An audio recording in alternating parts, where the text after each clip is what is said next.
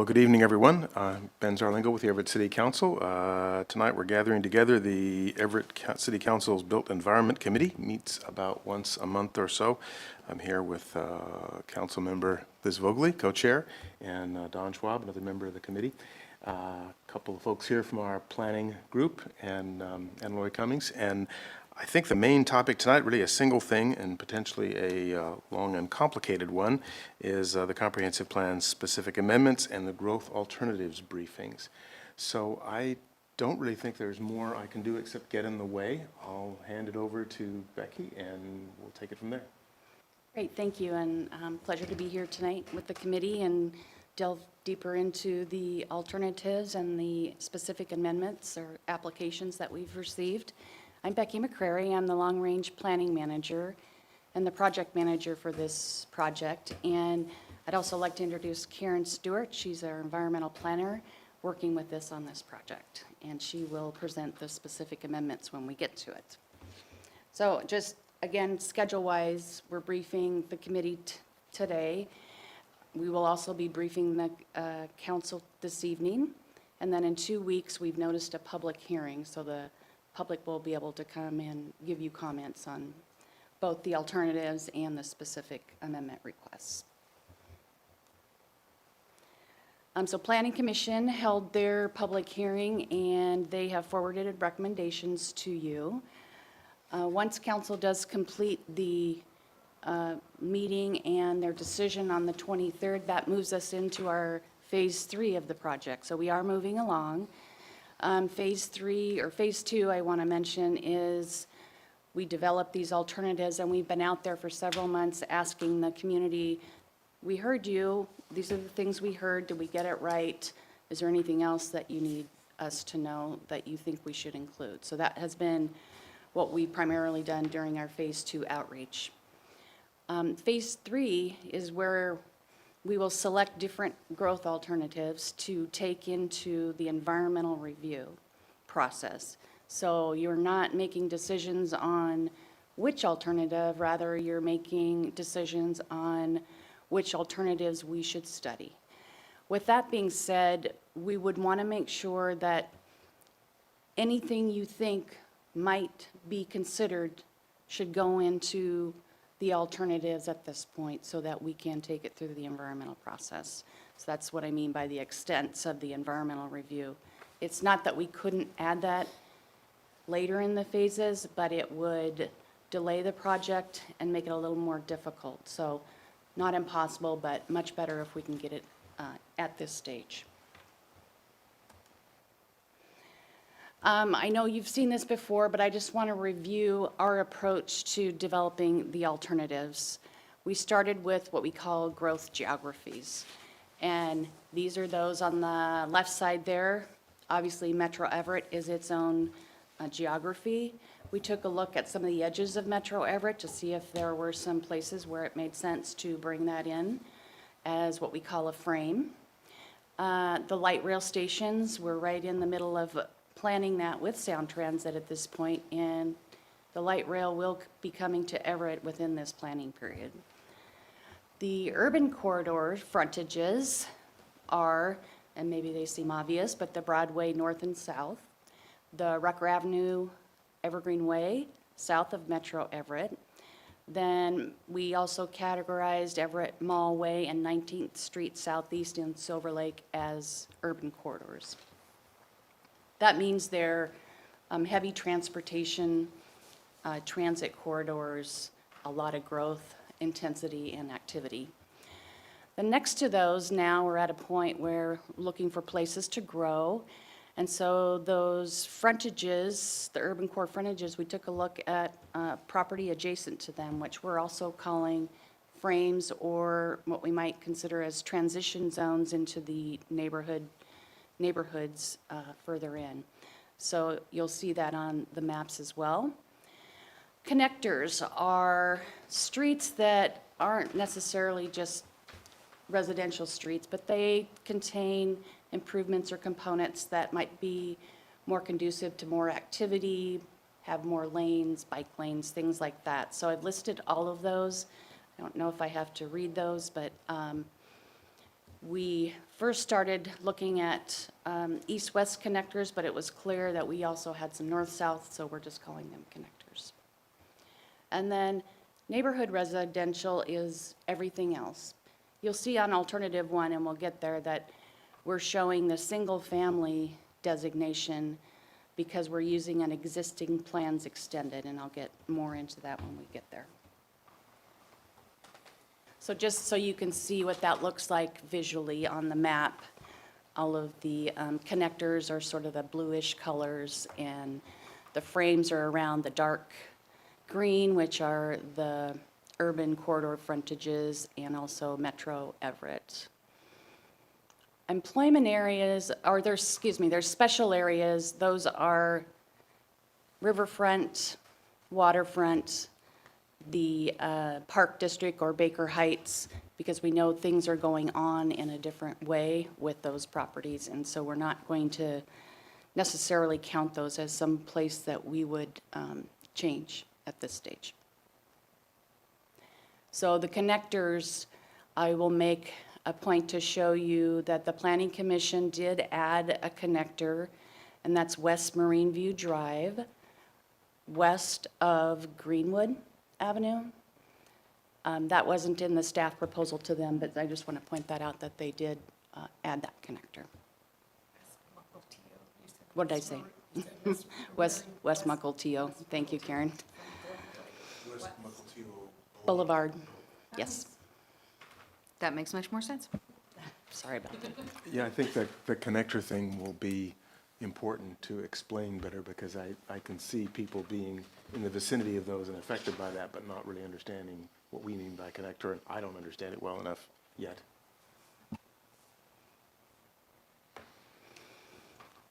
So this is what we're calling our housing typologies, or also calling I have a question I want to Oh, interrupt go you. ahead, Just so you don't sure.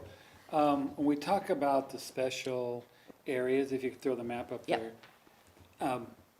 Those are sectioned off and planned separately. Is that correct? That's correct.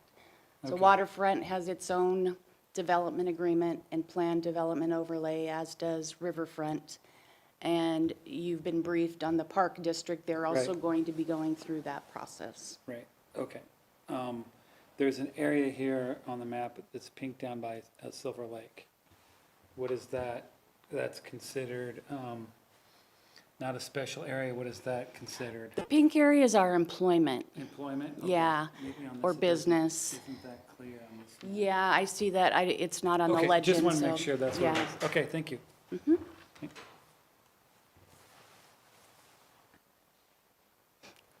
And we've introduced this to you previously. These are housing typologies.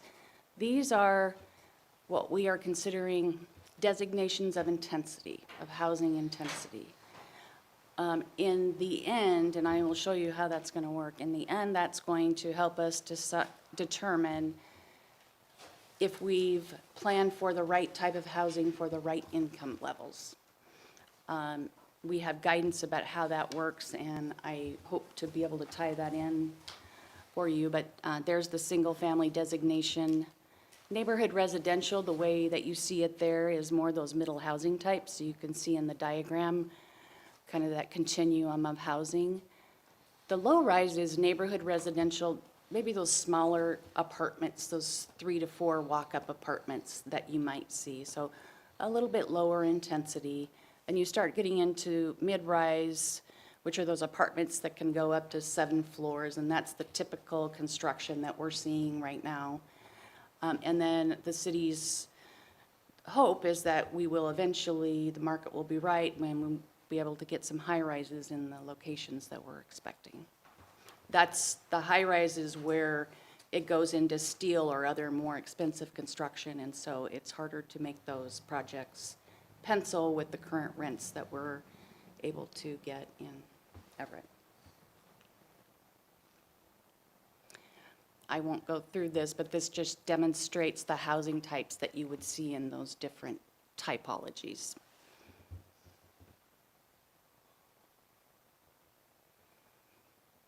So I guess I'll stop there and see if there was any questions here, because I'm going to start talking about the alternatives. Well, I hate to be, I'm gonna belabor the whole issue on the single family. There's technically no such thing anymore, correct? So single family really means duplex, minimum of a duplex, is that correct? Unless, I know it gets more complicated unless there's some sort of, something attached to the deed, like a CCNR or type thing that prevents it. Right now, single-family is still single-family until we pass regulations that allow more because of HB 1110. Is Yeah. that what you're referring to? And so we haven't done that yet? We have not done that yet. And Okay. we're not required to until 6 months after we adopt our plan. However, we Okay. are going to be incorporating that work into the All right. plan because we've got the grant, we did a lot of the work. So, Okay, thanks so for clearing we're that just up. acknowledging that we Yep. still have single family. So technically, it's still single family, Yeah. but for all practical purposes, it's gonna be duplex minimum. It will be something like that. Yeah, thank you. So I guess to extend that a little bit, then the single family as a city type goes away, but it will still exist in the areas, if I understand the state law, 1110, it will still exist in the areas where there are deed restrictions and typically associated with HOAs and that sort of thing. And I guess I'm thinking at some point down the road before, as we go through this, we're gonna wanna probably recognize that explicitly so that we have that on some of these maps, so that we and our community will understand which of these areas are affected that way. That's something that we've been talking about internally. That would obviously require us to look up every single deed for every single family home or plat. Yeah, I share your concern about Yep. that. I'm just trying to think about how that is Right. rolled up. Well, if I may, the city doesn't get involved in enforcing Yes. deeded restrictions. Yes, the city could They can, conceivably permit things that the. And they do. local- Yes. and they do. But they, for all intents and purposes, though, I think it should designate the density from the single family to whatever, an R2, Right. as far as zoning. Yeah, I'm thinking more in terms of explaining to our community members, so that they have some clarity. And to also belabor the point, that doesn't mean that you can't build single-family. So we're not making everybody tear down their single-family homes so that we can build more dense neighborhoods. Because sometimes people think, oh, you're getting rid of single-family zones. Yes, but you can still keep your single-family house. So, Well, I think the concern I hear from most constituents is that any vacant lot, or there's a home that is in the process of maybe being remodeled or tore down, what's gonna replace it and how? I think there isn't a lot of yeah, single lots left for single-family homes. true. Yeah, Just Thanks depends for on, that. yeah, depends on who purchases it. More to come on middle housing. So yeah, these are just types of housing that may go into those intensity designations or typologies. So alternative one is what we're calling current plans extended. We know that this does not meet our growth targets. We also know that our current capacity doesn't meet our 2035 growth targets. It says 2024, but it's supposed to be 2035. So we have to do some interim step to make up that 1,500 unit capacity that we're short. So we've done some things already, ADUs, which would increase capacity, and also our housing incentive program, which we think will help increase more housing construction. And then acknowledging that future light rail stations are here and we should do sub-area planning in those areas to make sure that we've got transit-oriented development in a way that takes advantage of the transportation investment that's coming here to Everett. So you'll see those are all circled. You'll see them on all the maps. But this is what it looks like today. This is what your zoning and land use designations look like today, and it's about 17,000 units shy of what we need for 2044. 2035. 2044, Okay. only 1,500 for 2035. Thank you. Kind of a minor amount, kind of, but. So anything, even though it doesn't meet our growth targets for 2044, it does give us a baseline from which to study the two other alternatives, study the impacts that those will have. Alternative 2, we took an approach of a concentrated growth. We did develop this prior to House Bill 1110, so you will see that middle housing really isn't reflected in this alternative. However, there are components about this alternative that will be useful to study, and that is increasing capacity along the urban corridors.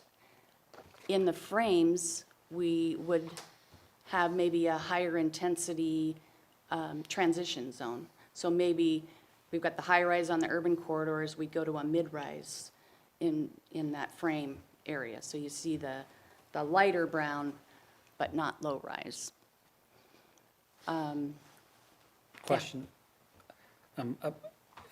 From a photograph, or you can see that you have our high-rise, and then we have our, I guess you'd call it mid or low space. Mid-rise. How wide is that corridor in actual blocks? It's about a block and a half or two Of the mid? of the block. So, yeah, so right now, the urban corridor in alternative 1 is only half a block Okay. in North Everett. Half a block on either side. Right. So we've extended the high-rise another half a block, so it's a full block. Then it's another block and a half. The frame is from the boundary of the new urban corridor urban corridor.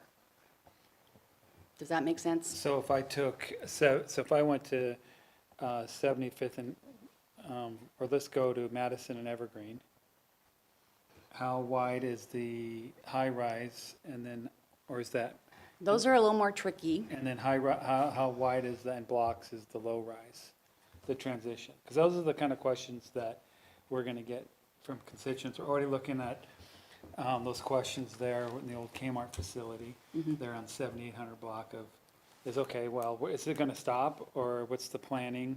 Is it, how wide is this?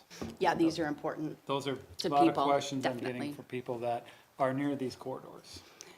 So the concept here is about, again, a block and a half or two. We are refining that for the purposes of environmental review, and we're developing a tool where people can go down and see for each alternative where their property is in relationship to any new designation that we might be considering.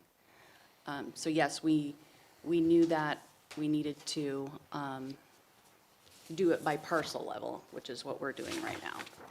But conceptually, it would be about a block and a half or two Of what? from the boundary of the urban corridor to the boundary of the frame. Okay. Thanks. So is that, I want to make sure that that makes sense, or if we need to. Councilmember Vogely? I'm just giggling because corridors and frames, and even though you totally discussed it and went about it at the beginning.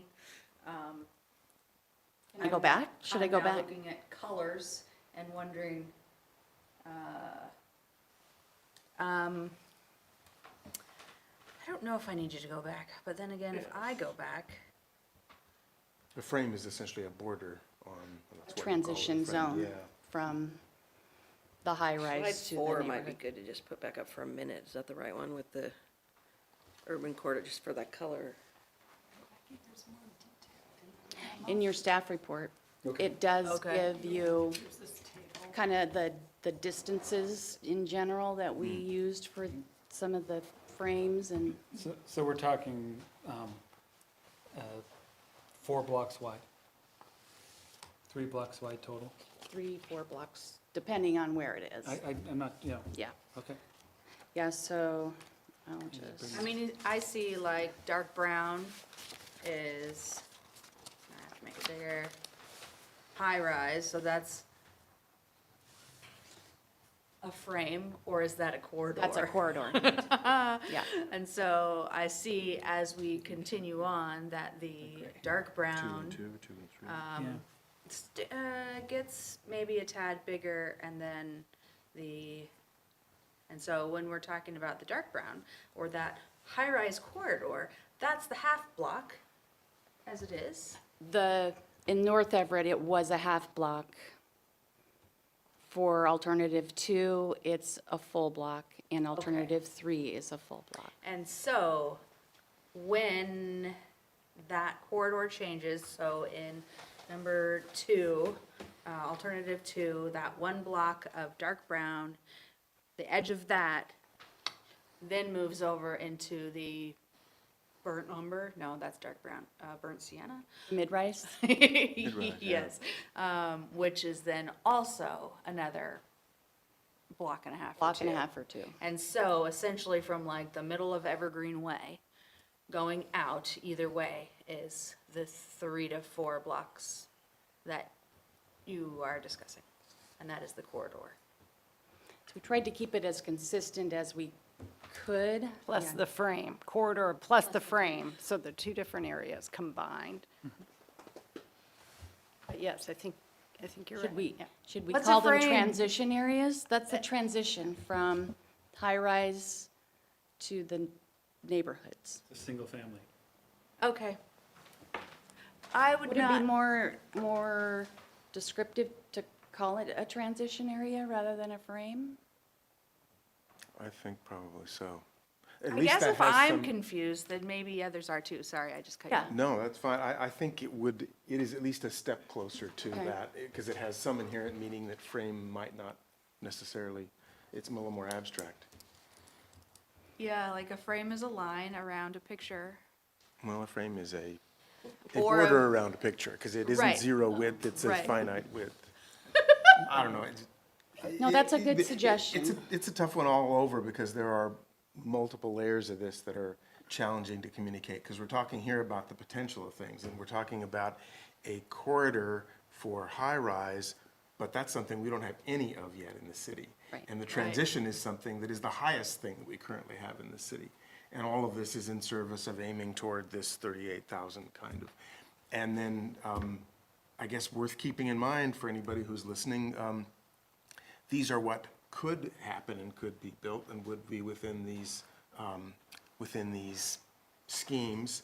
But as I think we talked about a month or two ago, some recent stuff, although I calculated some basic numbers, the numbers of actual growth we had were not nearly that high. They were on the order of 1.5% a year or so. So in terms of communicating with our community members so that we can get good feedback as we move forward with these, it's probably worth keeping in mind that when we describe what could happen, I think people may think, well, gee, that's going to happen. Well, no, maybe not, but we're trying to create a structure that will allow this kind of thing. And that's all I guess I'm. Yeah, a couple of things. Yeah. So we have to make sure that we are demonstrating our plans, allow the capacity for that growth. That's what we're obligated to. We are by obligated to Growth do Management that, Act and related. exactly. So think that, and then another way to think about this, and we might get some help from our consultant who will help with, it's really 3 dimensions, and the graphics that we're showing you are obviously 2 dimensions. So when we say high-rise, you got to think taller buildings, mid-rise, slightly, so think of wedding cake, it's stepping down to the 1-story or 2-story existing neighborhoods predominantly. And so each frame is a building height, A step down. a step down? Okay, Yes. so it's like an accordion cake for a wedding. Yes, and Yes, so if and we so there's- can bring forward 3-dimensional Yeah. exhibits, which I think we can at some point, that will help us all, including the public, better understand some of these terms Yeah. that we're using. And from my standpoint, I think that when you're deep within an understanding of planning, these are the kinds of targets we're trying to do and the challenge we're trying to meet and the obligation we're trying to fulfill. In terms of communicating it with our community members, I feel like I often have to start by saying, we have a Growth Management Act. That gives us obligations. That doesn't exist in all states, and doesn't exist, I guess, in all of this state exactly either. It's in the most populous counties. But unless people understand that in the beginning, I think they can be, they're in, well, this is what I bought, this is what I expected, this is what I have, I expect it to continue that way, why not? And when that's your thinking, you're way back behind the sort of advanced planning like this. And I guess I'm going to try to keep in mind at any rate, that's an obligation on me to communicate better that way so that we get good feedback. We try to do that, but I think that's a comment very well taken that will, Yeah, it's not a criticism. Yeah, I no, mean, it's- it is what we're trying Yeah. to face it. yeah, I agree, it's based on the questions that I'm getting, yeah, okay. and it's all localized, right? Mrs. Smith wants to know what's gonna be built next to them. Right. And they see that spot there on 78th and Evergreen, and I think there's a little bit of reality, at least in that central area of Yeah. that corridor. Yeah, Yes. because no, there's a plan there now that has Sure. very high buildings that are allowed, and we just haven't seen it. Right? No, the thing I think that our community members have seen is fairly tall, fairly massive, fairly dense, is actually mid-rise. That is not a high-rise building. right. So the possibilities are there, but it's worth, in terms of people giving feedback and us communicating well, it's also worth us, I guess, maybe this is more our obligation, is communicating the kinds of things that are likely to happen and recognizing what you'd said before, we haven't really seen the high rise, and at some point that will pencil out, but that may not be very soon, at least not outside of the Metro Everett area. And it may be some time, again, and it's more likely to come as light rail gets closer. There's something I remember from being a small child and not interested in real estate at all. However, the only time you know you're not going to get your view blocked is if you build right next to a cemetery. Ever. Unless, of course, well, yeah. So there's that. Just something to note, you won't see anything on alternative 2 on the connectors. So that will lead us to wrong way. Alternative 3. So alternative 3 is more of a dispersed growth alternative. It still has the potential for increasing the capacity that we need to meet our targets. But you'll see that the transition areas or the frames around the urban corridors are now low-rise as opposed to mid-rise in alternative 2. So a little bit bigger step down, but then you've got more growth dispersed in the residential neighborhoods, as well as some low-rise along the connectors. So it really is a dispersed growth pattern that we can study to see what are the impacts of doing this dispersed growth on transportation, on the environment, on other things, or doing a more concentrated. And it's almost likely, completely likely, that it'll be the preferred alternative, which you will get to pick, will be some parts of each one of those. And putting my sort of citizen hat on, or resident hat on, I guess I would also think then a question that comes up is, of these two, for example, how are they likely to affect what actually gets built? As opposed to the high rises, which may not happen in the next 20, 30, 40 years. Would either of these point what actually gets built in some different directions? And I don't expect an answer on that. I'm just trying to think through that, because I'm thinking, there are obligations we have, but when I look backwards at the growth we've actually experienced, what's been able to be financed and built and what people purchase and all that, and employment growth and all that, it hasn't been so high. So if I look forward and say, well, if it turns out that that trajectory is closer to what we end up doing and not the 38,000, then the alternatives that we're considering, how might they affect that in a practical fashion? That's what'll be in my mind, I guess, and things to raise for the future.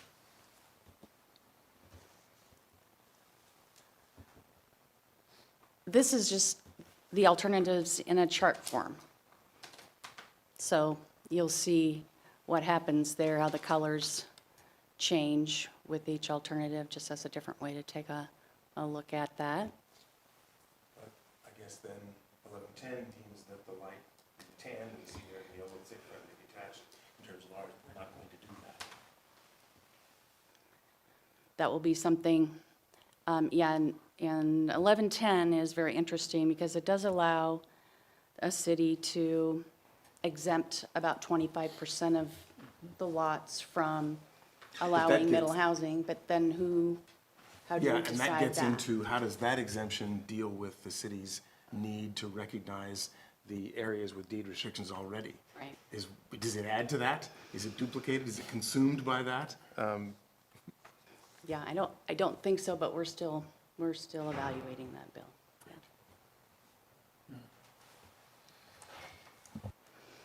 So this is just to take a look at them all together, and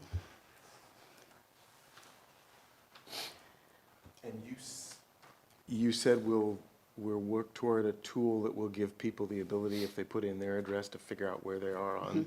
on the map, to see Great. what designation they're in terms of the alternatives. Great, thank you.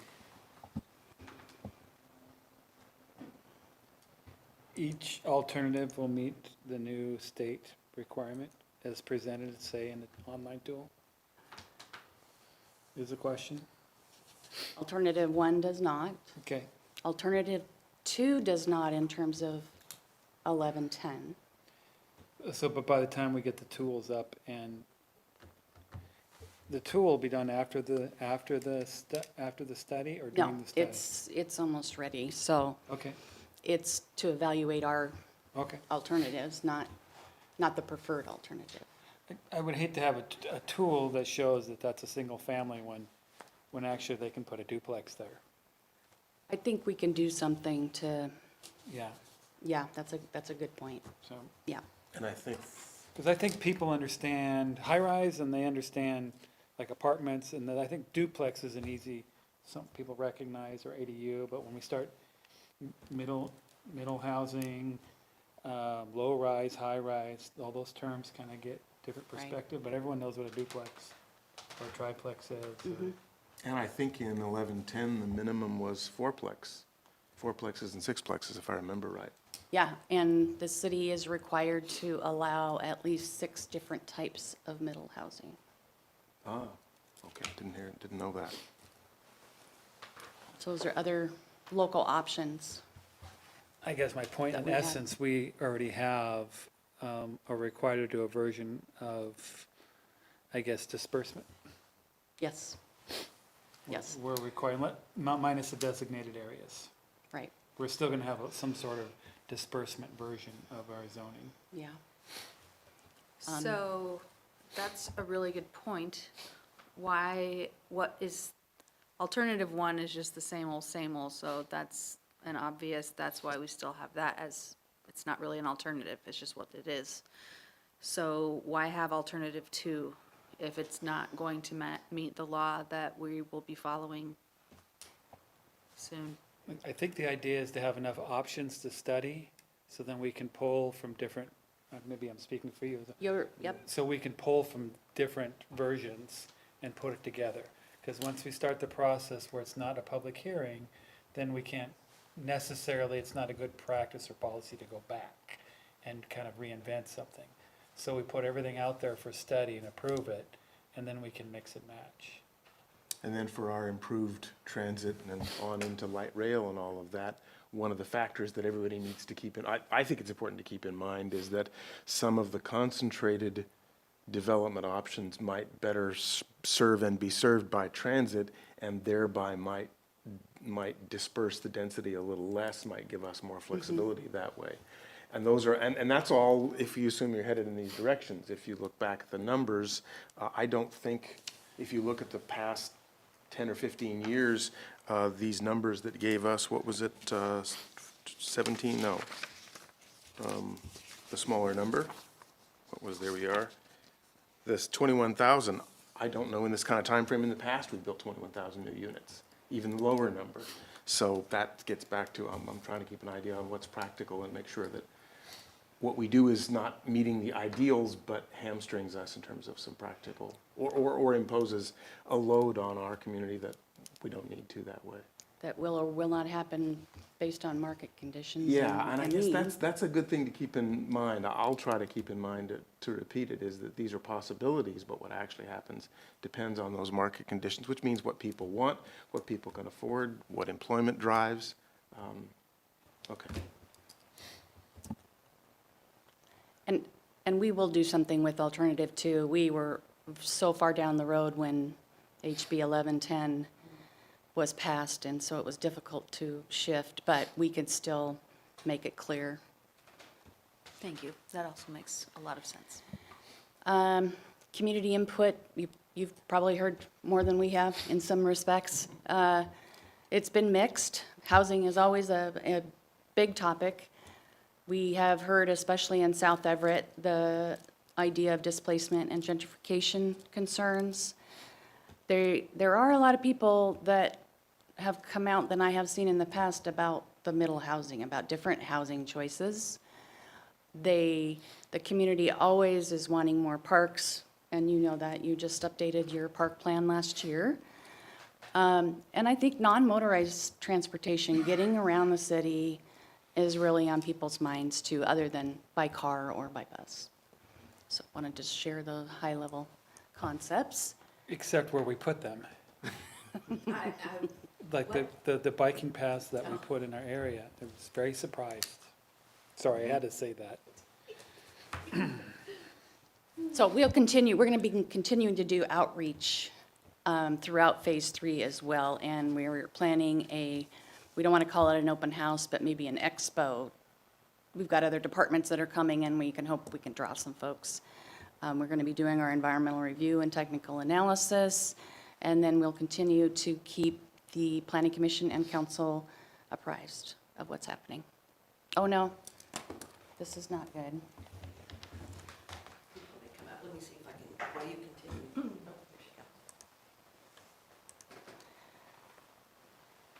And so tonight I'll ask again for questions and think about any additional information that you think would help you in your public hearing. So I have a question about the requests. Do we handle those? Is that going to be something we're going to cover next? Yep, Karen's going to Okay, go thank over you. those for you. I think we have to cover that one. Oh, really? Do you want to use my computer? It has your presentation on it. Oh, but it connects to that, that's right.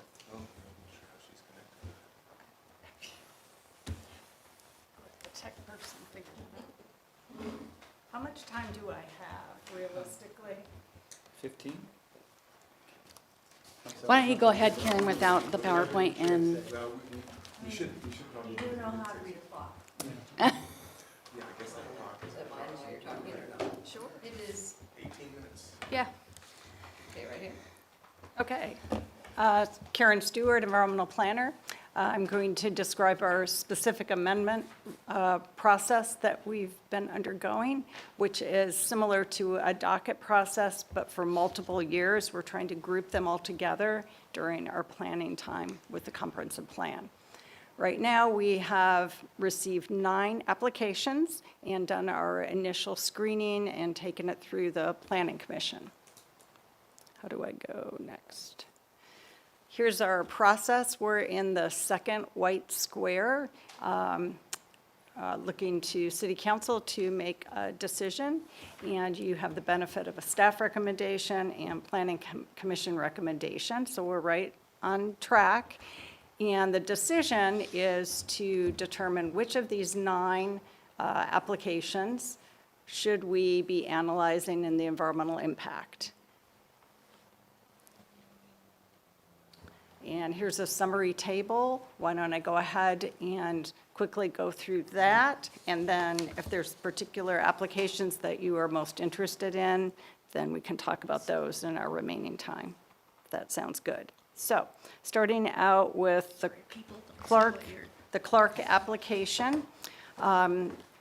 The Planning Commission agreed with staff that this requested outcome is already incorporated in this case, 2 of the alternatives that we will be studying. So it will be part of the review, and then there'll be an opportunity for a decision to be made on the merits of that project.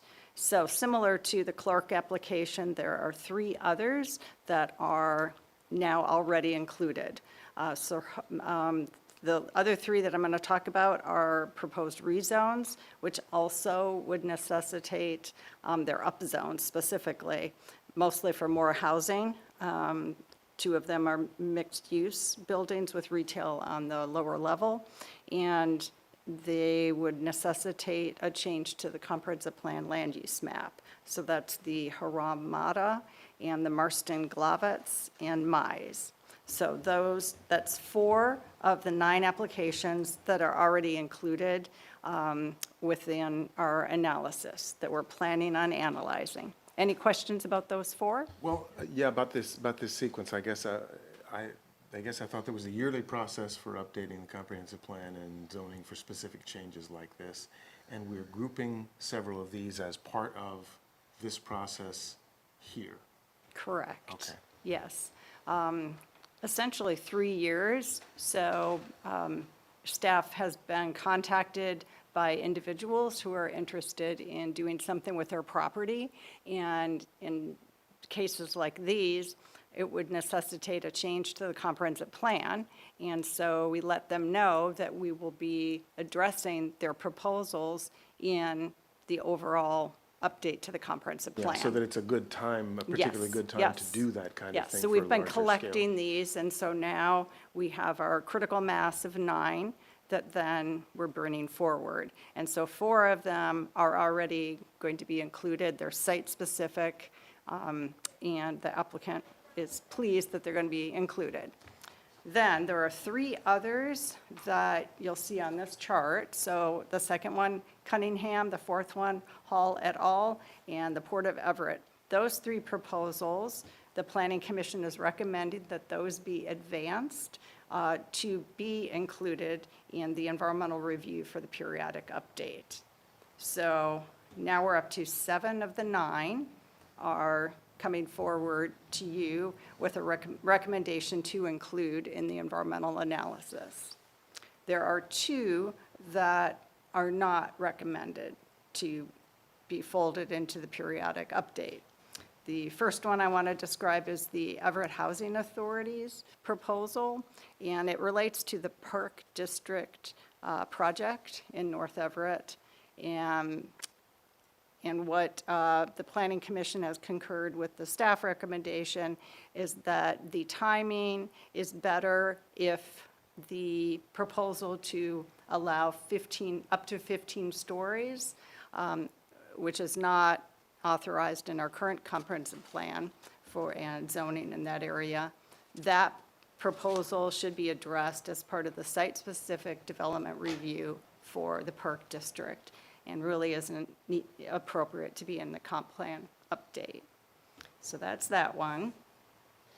And then So question on one, so that one yeah. will be as recommended if the council would agree, that would still give the opportunity for the proposal to come forward and be reviewed. Correct. In different- okay. Under the other planning process. So this would then eventually become one of those special areas that was already described that will have its own separate development agreement between the city and the developer. And then the other, so that's 8 of the 9, and then the 9th one to describe is our changes requested by David Koenig, and what is recommended here is to address the comments that were in his application in the overall process and not as a separate special amendment. So that in a nutshell is how we're bringing those forward. I do have slides, and I can talk about any of these 9 if you have questions, so just let us know. I'm curious about the Everett Housing Authority one. I'm remembering back to 2018, because I often remember about 2018, and Housing Hope, and I suppose if EHA isn't allowed to move forward in the comprehensive plan change, and like as one of the 9, then, and if they're on their own, does that then garner a whole separate ordinance, 3 hearings, public outcry? I mean, public comment? So what is before you this evening is whether or not that application is appropriate to address as a docket item, a site-specific docket item in the comp plan update. And so our recommendation, which is detailed in 2 pages of a staff review in your memo, and I'll just read that planning staff and planning commission recommendation is to address the Everett Housing Authority's requested amendment prior to the periodic update, and along with the pending Perk District Development Review process. So the Perk District Development Review process is ongoing and will be subject to its own separate review process. And what is being recommended here is just to group this as one of the items, the height of the buildings within that development, to address that in the development agreement. Okay. It allows, if I could, it allows then the city to look at it holistically, all of the things that they need in order to make their project move forward. And so it seemed more appropriate to put it together with all of the other legislative things that they're going to have to do. And with that project, interestingly enough, they are also writing an an environmental impact statement. So having dueling environmental impact statements on different timeframes probably doesn't serve the housing authority as in a timely way, so. And I imagine they probably have an opinion on that, and we might hear about it later, as I see them in the audience right now. Okay, thank you. So I have a couple questions. If you could go to the Ramada. The concern here I have is that we're building a U shape in the zoning. So why wouldn't we just include that entire block? Excellent question. One of the standard things that happens with the intake of application is asking the applicant to check with their neighbors. In this case, looking at, is this a logical extension Right. of the comp plan change in the zoning? Yes, why not just smooth out that boundary? And so in this case, the applicant is a representative, he's an architect for a developer, but he did go and ask the property owners to the south, and none of them were interested in joining in this application to change their zoning. So, But this is in the frame. Right. No, this is not in the frame. This is in the urban Urban growth, corridor yeah. expansion. Yep, they say that now until they're surrounded. So I just, is that something that, if this doesn't make this review, then we would just address it later at a separate time, a separate? Because I'm assuming that if all of this frame is completed, that those properties will, I've seen it before, will want to ask for a rezone. yes. Because there's a big difference yes. between next door and across the street. So the maps that you're seeing here are existing. Yeah. So we haven't shown what the proposed is, but you've already seen in alternatives 1, 2, and 3, the proposed would be, I think we're include that talking block. high-rise, is that? Okay. Yeah, so All right. that area is changing, so we told the applicant, we are already studying considerable upzones in your area. Okay. So, yeah. It will be included, good. And then I guess the same thing on the Marstone Glavas. we're talking about a piece of property with some separation. The same kind of philosophy that I might have is, I'm just thinking from a neighborhood point of view, it's nice to have boundaries as far as, okay, when the high, middle, where does the stair step end and where now it's the lower rise, So this, less dense area. Yeah, And now this- we're just picking a square and we're going to hop, skip, jump over there. How does this fit in some of the other proposals? so I think neighborhood residential, so it's currently zoned R2. So they would be allowed the duplex, you were talking about Yeah. that. It just has a single home on it now.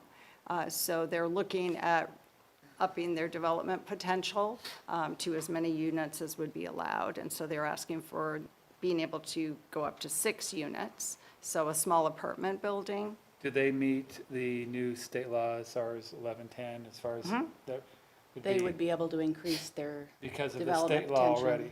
already? When we adopt the regulations. Well, we're going to have to. Right, Yeah, we'd So have to. I'm already we'd- talking, I know officially we haven't, but I'm already yeah, in the perspective that we're mandated, we're going to do it. Although, would that still be subject to lot coverage and lot size kinds of things? I mean, Yes. I haven't tested this against that Right. for 6 or Yeah. any particular number.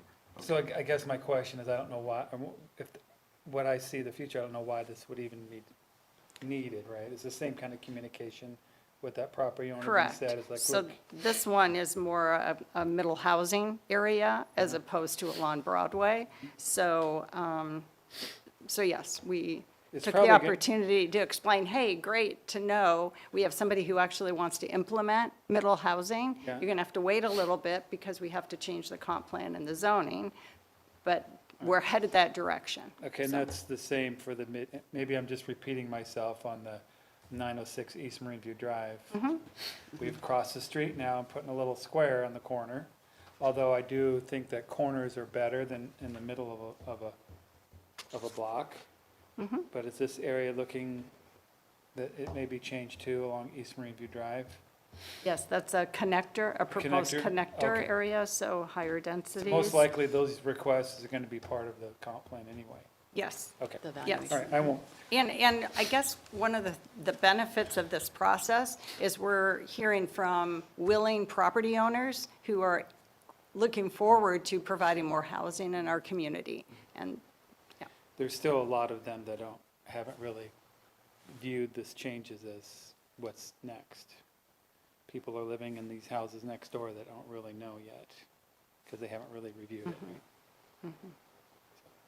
but remembering, this is a 20-year plan. Right, right. Too, so it won't happen Yeah, overnight for and my other everybody. council members have made a good point that this is what could potentially have, and the market factors will affect that. So thank you, I don't have any more. I might make just a comment, because the public hearing for the Planning Commission was well-attended by property owners in the Rucker Hill area. And so there's an application submitted by Kristen Hall, labeled Hall et al. And you'll notice there's, I think, 44 property owners who joined together. And it relates to the Port of Everett's compatibility overlay. And so that's something that is in the code as opposed to in the comprehensive plan. So that has been the most controversial application that's come forward, just to let you know about that. And yeah, and I'm hoping that we could address that. Really, that's kind of a separate issue. Part of the study, though? So staff comprehensive is study. recommending that both that particular application as well as the Port of Everett would like to expand the port compatibility overlay. So both of those should go forward for As far as further the study. Correct. And their Correct. expansion is not a general expansion, it's a specific expansion of the Marine View Drive freight corridor. Freight corridor, yeah. Right, both Their north and specific south. request is, I Correct. should repeat in case somebody missed it. So it's an expansion specifically to encompass that Marine View Drive freight corridor. Correct. That's the area around, okay. But it goes to 41st Street. It's not just Marine View Drive. Okay. Yeah. And I think it's going to be really important to communicate exactly what type of authority we're giving the port. over this area? Is it just advising, or is it gonna be a requirement, and who's gonna pay for the review process? Because I know your departments, you guys are doing very, very well, but you have a lot of work on your plate there, so. Correct. So at some point, we'd like those addressed. Okay, Thank you. very good. Any other questions about the specific amendments? Not yet. All right, thank you. I think that's probably a pretty good chunk to have dealt with in our 1 hour. I'm not sure if we need to really plan at this point. We'll meet again in a month or so. Are there next steps along this line that then would be good to handle at our next meeting as kind of a priority in the short term? It's possible. York and I can talk about that when he gets back. Maybe a recap even of what's gone on with our Sure. public hearing and that Yeah. sort of thing. I mean, Yeah. it just seems like maintaining a focus on this right now, since the iron is hot, is probably kind of a primary thing to keep up with on this, if you're thinking along the same lines. And then we can separately take a look and see about the other items on this. I wouldn't mind a short clip on Port of Everett expansion, the overlay, Yeah. just a little, Yeah, that, because of the complexity of that, and and the it's different interest, from and the everything else. interest of our neighbors in that. Okay.